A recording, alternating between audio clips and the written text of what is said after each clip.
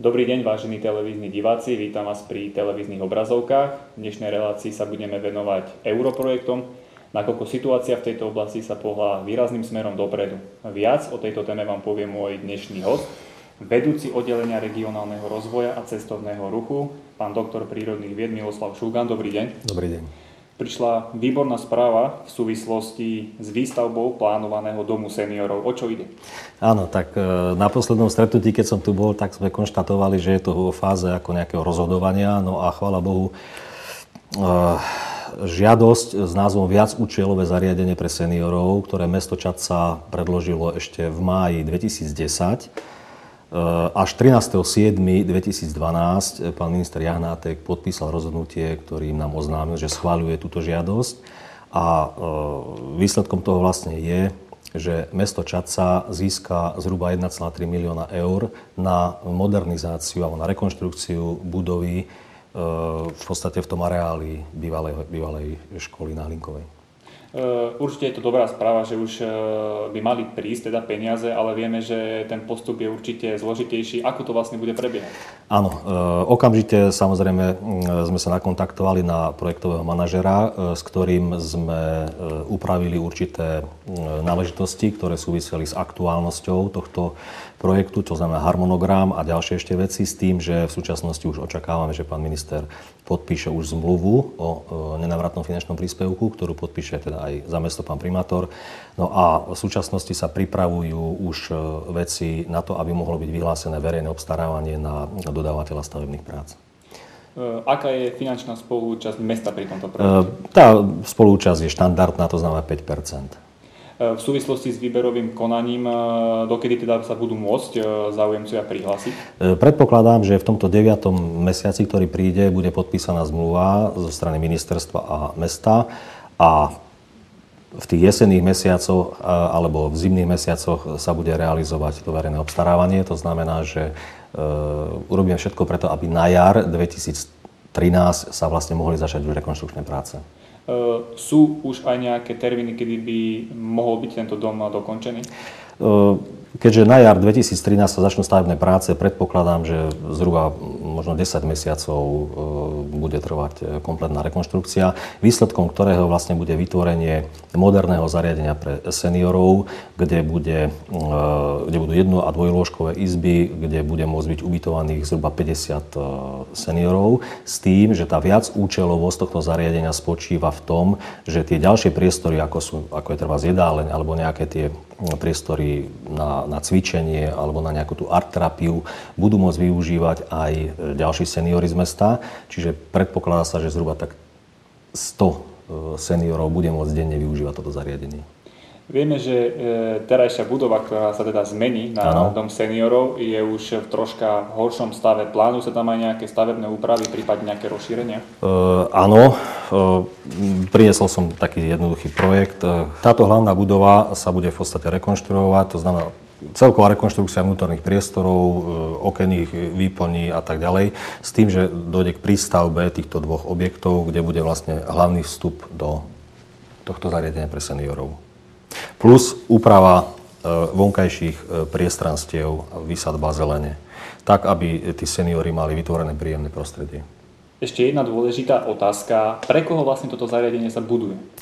V súlade so zákonom o sociálnych službách alebo poskytovaní sociálnych služieb v podstate mesto Čadca je povinné vybudovať pre svojich občanov v seniorskom veku takéto zariadenie. To znamená, skutočne bude slúžiť len pre obyvateľov mesta Čadca. Takže druhý projekt, kde sa už situácia vykryštalizovala, je výstavba skateparku. Ako to tu dopadlo? Na tom našom poslednom stretnutí som informoval, že vlastne bolo zasadnutie spoločného monitorovacieho výboru v Ostrave, ktoré žiaľ prinieslo výsledok taký, že i keď ten projekt prešiel všetkými tými fázami hodnotenia, ale vlastne na tom záverečnom schvaľovaní alebo neschvaľovaní bolo konštatované, že v rámci rozpočtu toho fondu už nie je dostatok finančných prostriedkov na to, aby bol podporený aj tento projekt. Čiže boli sme síce úspešní, ale žiaľ z dôvodu nedostatku finančných prostriedkov nebol podporený. Je šanca, že by sa ešte v budúcnosti mohlo sa vrátiť k tomuto projektu? Určite. Jednoducho, to bol len prvý pokus, to znamená, mesto má pripravené vlastne projektovú dokumentáciu, má stavebné povolenie, má ochotného partnera, v tomto prípade Rožnov pod Radoštem, ktorý do tohoto projektu chce ísť. Čiže je viacero grantových schém alebo rôznych programov, v rámci ktorých sa môžeme uchádzať o tento projekt. A keďže je to dobrý projekt, verím, že sa čoskoro objaví nejaká nová výzva, na ktorú budeme môcť zareagovať a v podstate tieto materiály znovu predložíme na schválenie. Ako zareagovala vaša partnerská česká strana na túto skutočnosť? Áno, boli sklamaní, pretože aj tým, že to zasadnutie spoločného monitorovacieho výboru bolo v Ostrave, nadiali sme sa, že ten projekt bude podporený. Musím povedať, že skutočne z informácií, ktoré mám, bol podporený z českej strany, ale žiaľ, slovenská strana delegácie tento projekt nepodporila. Ak by sme to mohli tak zjednodušiť, môžeme konštatovať, že v súčasnosti asi doba týmto projektom nepraje? Viete, to bol týždeň, kedy vlastne, lebo aj v tomto prípade toho skateparku je riadiacim orgánom ministerstvo pôdohospodárstva, kedy vlastne prišli do mesta dva listy, ktoré podpísal minister Jahnátek. Jeden, že skatepark z dôvodu finančných prostriedkov nedostatku sa neschvaľuje, a v zápäti prišiel list, ktorý nám oznámili, alebo rozhodnutie, že je schválená dotácia na modernizáciu a vybudovanie viacúčelového zariadenia pre seniorov. Čiže myslím si, že z hľadiska takého strategického, tento väčší aj objemovo projekt, je dobré, že sa nám ho podarilo vlastne presadiť a ten skatepark, vyjde to na budúce. Ak by sme to možno mohli zjednodušiť, aby aj diváci tomu pochopili, vlastne projekt je v poriadku, len sa už nenašli finančné prostriedky. Áno, jednoducho v tom danom operačnom programe v súčasnosti nebolo už dostatok voľných finančných prostriedkov a preto ten projekt nebol podporený. Tu sa ešte žiada zdôrazniť jednu vec, že je dobre vlastne, že aj mesto Čadca nezačalo s budovaním tohto skateparku, pretože typ tohto projektu je na spôsob refundácie finančných prostriedkov. Áno, a to je práve jeden taký závažný moment pri akýchkoľvek úvahách o projektovaní takýchto žiadostí. To znamená, skutočne slovensko-česká alebo slovensko-poľská hranica je špecifická tým, že tieto výzvy a tieto projekty sú založené na princípe refundácie. To znamená, keby sme boli úspešní, mesto Čadca by muselo tento skatepark vybudovať v objeme asi 260 000 eur, zaplatiť ho a potom podať žiadosť o refundáciu. Takže z toho finančného hľadiska by to bolo pre mesto náročné takisto. Pretože kľudne by mohla nastať situácia, že mesto by za svoje prostriedky vybudovalo skatepark a potom by sa nemuselo vlastne peniaze dostať naspäť. No áno, väčšinou je tá tendencia zo strany týchto riadiacich orgánov pri tých kontrolách hľadať nedostatky alebo problémy, aby ten objem neoprávnených nákladov bol čo najvyšší, aby teda preplácali čo najnižšiu sumu. Dobre, môžeme prejsť k ďalšej téme. S poľským mestečkom Grajevo, s ktorým ste nadviazali nedávno spoluprácu, pripravujete dva projekty. O čo konkrétne ide? Áno, minulý týždeň sa u nás zastavila vlastne vice starosta, tam je to viceburmistr mesta Grajevo spolu s pracovničkou, kde s našim pánom primátorom prerokovali vlastne dva projekty. Jeden projekt je v rámci Vyšehradského fondu, ktorý by mal byť zameraný na také nejaké zmapovanie takých tých hodnôt kultúrnych, historických v rámci jednak našeho mesta, ale aj v rámci tých partnerských miest, ako bude Grajevo, Kutná Hora a jedno maďarské mestečko Ďál. No a druhý projekt, ktorý predkladáme priamo na Európsku komisiu pre kultúru do Bruselu, je získať finančné prostriedky na tie aktivity, ktoré budú potom súvisieť s týmto projektom. To znamená na nejaké tie kultúrne spoločenské podujatia, ktoré sa budú organizovať či v Poľsku alebo u nás. Čo to znamená, keď sa projekt predkladá priamo pred Európsku komisiu? Skutočne ako na Slovensku je to, používa sa to alebo využíva sa takýto mechanizmus. Objektívne Poliaci sú v tom oveľa zdatnejší. Európska komisia má jednotlivé generálne riaditeľstvá a jedno z tých generálnych riaditeľstiev je aj s názvom Kultúra, áno, a vlastne ono samo si vyhlasuje grantové programy a jednoducho oprávnení žiadatelia môžu žiadať o podporu projektov priamo v Bruseli. To znamená, že skúšame, alebo zapojili sme sa teda do takéhoto trošku náročnejšieho spôsobu získavania a hľadania finančných prostriedkov, ale verím, že to bude úspešné. A keď sa nám to podarí v tomto takom menšom projekte, určite nájdeme cestičky teda aj k zložitejším a finančne náročnejším projektom. Celkovo, ako by ste zhodnotili spoluprácu s poľskými partnermi? No, tá spolupráca je vynikajúca, pretože skutočne, keď by som nadviazal napríklad aj na ten skatepark, kedy boli sme sklamaní, že vlastne česká strana nás podporuje a zatiaľ čo slovenská strana sa stavia rezervovanie k tomuto projektu, tak budeme sa snažiť ako mesto hľadať finančné prostriedky na zmysluplné projekty prostredníctvom poľských partnerov, s ktorými sa veľmi dobre spolupracuje, majú dobré kontakty a tam ten prístup tých schvaľujúcich orgánov je diametrálne odlišný. Dá sa povedať, že sme s tými Poliakmi, čo sa týka kultúry, ale aj iných vecí na takej jednej vlnovej dĺžke? Určite áno. Skutočne ja osobne teda s nimi spolupracujem možno aj 20 rokov a tá spolupráca je fakt vynikajúca. Čo si možno ešte sľubujete do budúcnosti od tejto spolupráce? Do budúcnosti...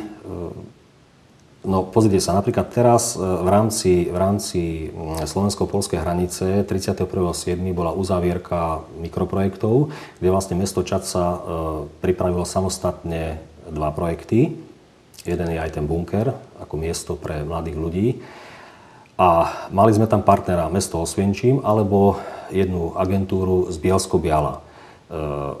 Osvienčim, kde sme my boli partneri, predložil 2 projekty. A agentúra z Bielsko-Biala, kde sme my boli partneri, predložil 3 projekty. To znamená, v rámci jednej výzvy sme boli schopní podať 7 projektov. Tak dúfam, že z toho niečo vyjde.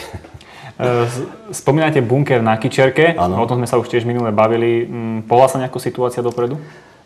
Áno, tam vďaka dobrej myšlienke, vďaka entuziazmu pani Petríkovej a mladých projektantov, ako je mladý Špilák alebo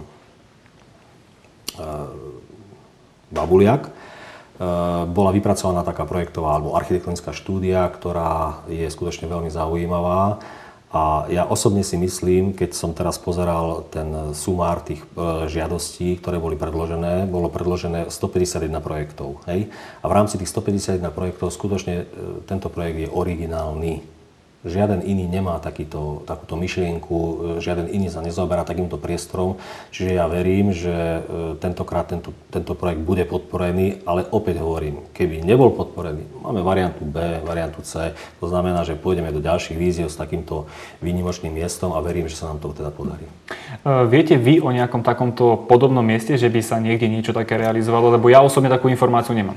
Áno, skutočne v rámci okresu Čadca je to jedinečné. No a najbližšie treba v Žiline alebo v ďalších mestách, tam tá situácia, vlastne tieto kryty civilnej ochrany po roku 1990 sa stávali prebytočné a vznikali tam rôzne diskotéky, bary a takéto zariadenia. No ale v meste Čadca tým, že sa tento objekt nachádza priamo pod základnou budovou základnej školy, verím, že sa nám teda podarí ho takto zmysluplne rekonštruovať pre potreby mladých ľudí zo sídliska Kyčerka a teda aj z mesta Čadca.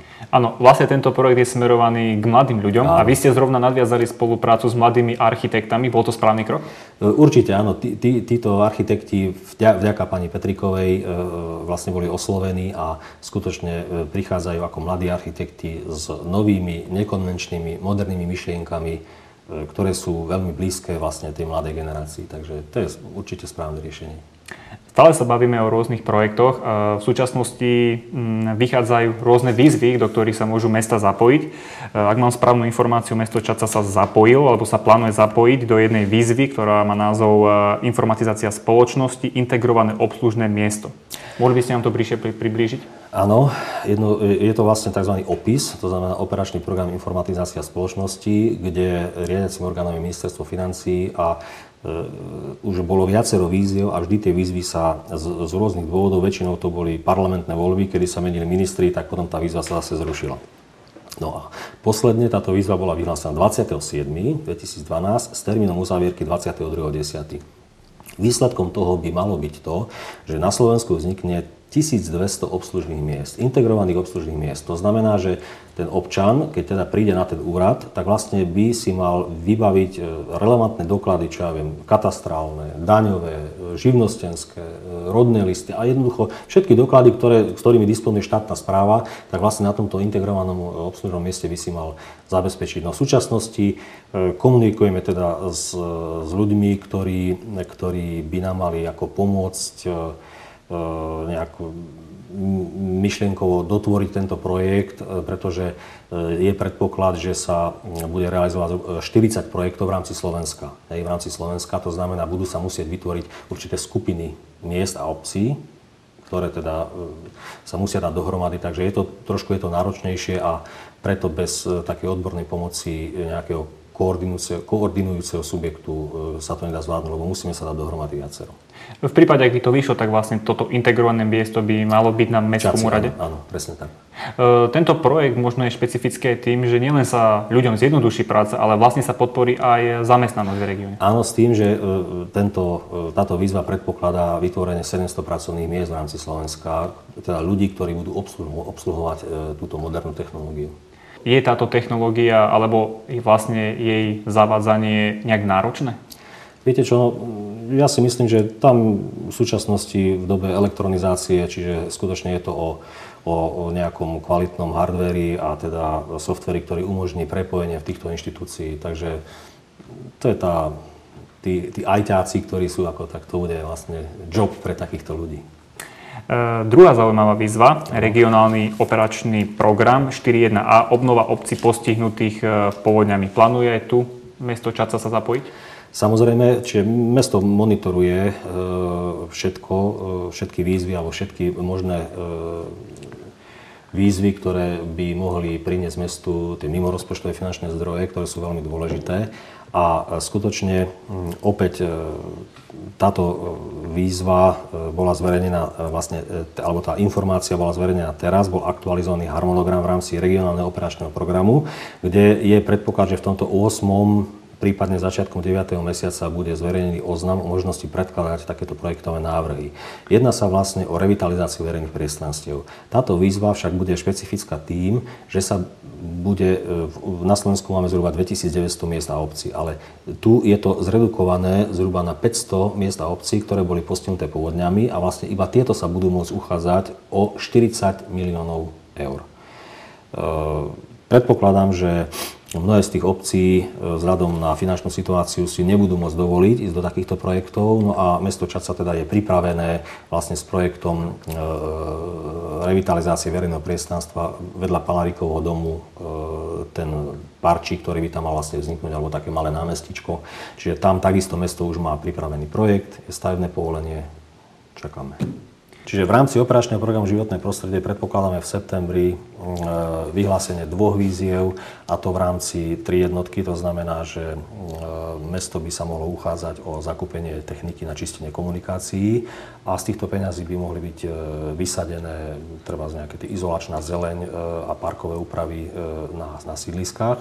A takisto výzva 5.1, kde predpokladám, že sa spojíme so správou chránenej krajinnej oblasti Kysuce a pokúsime sa získať nejaké finančné prostriedky na revitalizáciu prírodnej pamiatky Megonky Milošova. Zareagovalo mesto Čadca aj na nejaké ďalšie iné výzvy? Áno, to znamená, že v súčasnosti v podstate 28.8., to znamená, to bolo útorok, bola vyhlásená výzva v rámci operačného programu Vzdelávanie s názvom Aktívne starnutie prostredníctvom rozširovania vedomostí a zručností zvyšujúcich kvalitu života seniorov. Čiže tu je to výzva, kde teda je k dispozícii v rámci Slovenska 5 miliónov eur, s tým, že tie projekty, čo je zaujímavé, rozpočet minimálne 75 000 alebo maximálne až 200 000 eur, s tým, že uzávierka je 29. októbra. To znamená, takisto aj toto je výzva, na ktorej začneme pracovať, aby teda sme vymysleli alebo vytvorili projekt, ktorý by skutočne napomohol ku zvýšeniu tej kvality života seniorov v našom meste Čadca. Tá výzva má taký dosť rozsiahlý názov. O čo konkrétne by malo ísť? Aké aktivity by mali prebiehať? je to vlastne skutočne, ako hovorí, že aktívne prosím, rozširovania vedomostí a zručnosti. To znamená, že na tomto ešte s jednou špeciálnou inštitúciou ako začneme pracovať na tej obsahovej náplni, ktorá samozrejme musí byť v súlade s tými oprávnenými nákladmi, ktoré súvisia s týmto. Takže rád budem o tomto informovať, keď už budeme mať nejaké podrobnejšie predstavy. Posledná téma, ktorú by som sa vás chcel opýtať, je už viackrát spomínaná rekonštrukcia Vojtovských prameňov. Kedy sa začne? Áno, tento projekt, ktorý bol podporený Environmentálnym fondom Bratislava, v súčasnosti je vo fáze, kedy sú všetky podklady zaslané na ministerstvo, aby bola podpísaná zmluva o dotácii. Táto dotácia, ako hovoria aj dotácie, musí byť vyčerpaná do konca roka, ale to sú vlastne také drobné stavebné úpravy, ktoré súvisia s vydláždením toho priestoru okolo tých pramení, troch prameňov, v lokalite Vojty, s tým, že tie prístrežky sa spravia z kameňa, s tým, že tam bude kombinácia s drevom a šindlom a plus označenie týchto turistických trás. Čiže samotná realizácia tohto projektu maximálne 2-3 týždne, áno, ale momentálne čakáme, až opäť zase pán minister podpíše v podstate tú zmluvu. Každopádne budeme držať palce, máte toho veľa, tak verím tomu, že budete úspešní. Pán Šugan, ďakujem, že ste opäť nám prišli do štúdia a že ste nás informovali. S vami, vážení televízni diváci, sa lúčim a opäť na budúce. Dovidenia. Dovidenia.